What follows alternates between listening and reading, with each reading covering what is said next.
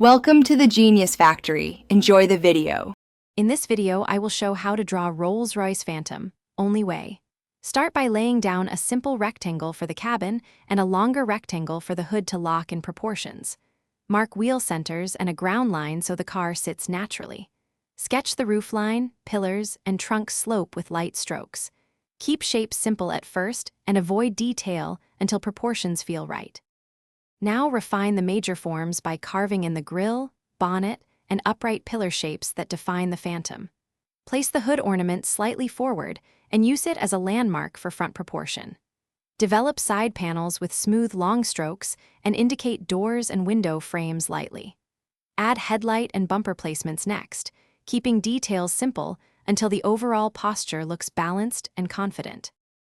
Finish by building volume with careful shading and selective highlights to sell the metal and paint surfaces. Keep gradients soft across curved panels and reserve bright whites for chrome reflections and window glare. Darken wheel wells and undercarriage shadows to ground the car visually.